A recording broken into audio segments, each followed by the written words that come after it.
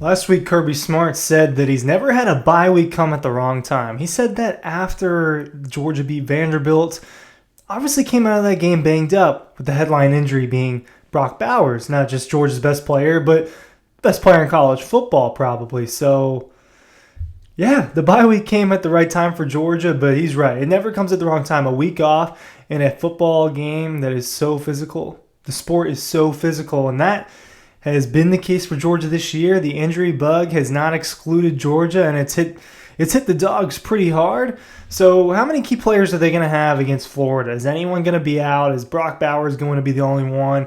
Some guys are questionable. Kirby Smart was asked about a handful of players on Monday. I've got some quotes. I've got some updates. And look, I think Georgia is trending in the right direction as far as health, as difficult as that is to say.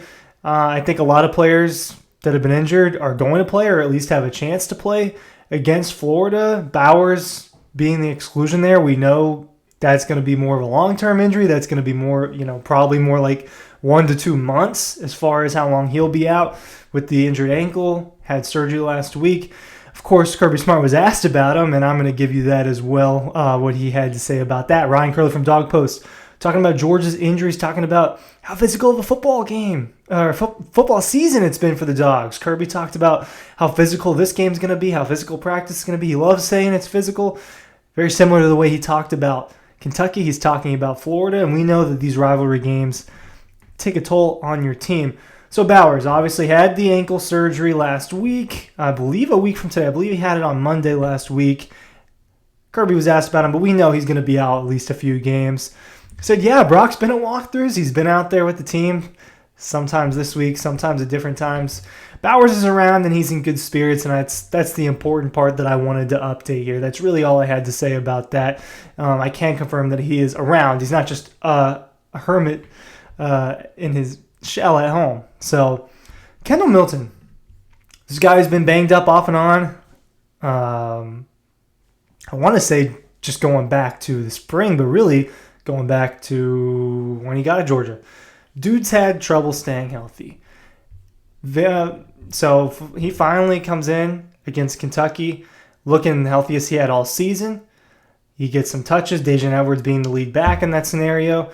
And then against Vanderbilt, looks healthy again, scores a touchdown, has a pretty long scamper. Looks like, oh wow, Kendall Milton, this is the healthiest he's been all year. Then he dings up his MCL a little bit against the Commodores.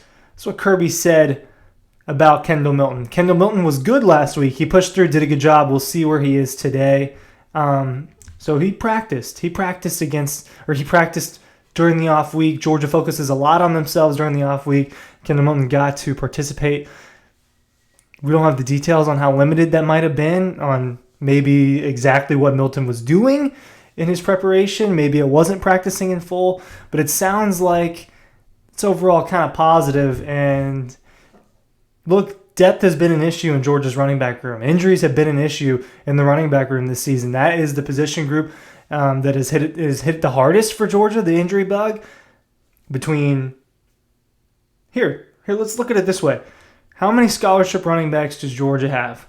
They have Dejan Edwards, 1, 2, Kendall Milton, 3, Roderick Robinson is a scholarship running back, 4, Branson Robinson's a scholarship running back. So they have 4 of those guys heading into this season.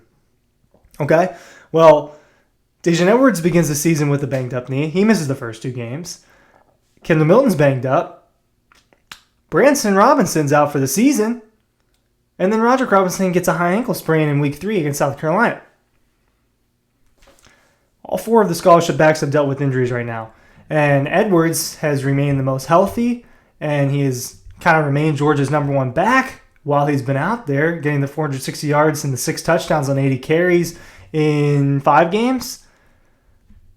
But he needs help. It can't just be him. And Roderick Robinson provides depth. As much as he's a true freshman, doesn't have breakaway speed or anything like that, he provides depth. And he was actually Georgia's leading rusher in those first 2 games with like 14 carries for 89 yards, 88 yards. I know he had the 1 carry against South Carolina.